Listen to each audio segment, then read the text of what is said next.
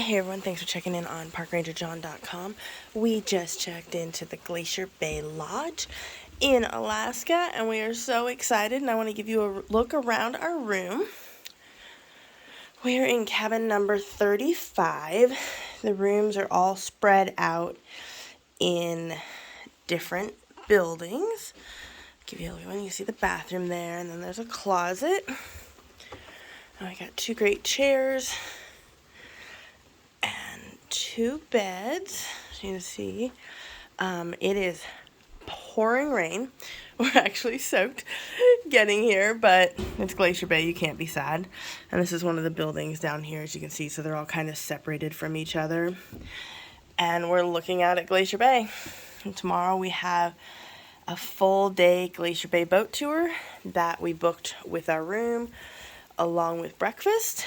And so make sure to check out parkrangerjohn.com for tons of information about Glacier Bay, the tour, and what it's like to stay at the Glacier Bay Lodge.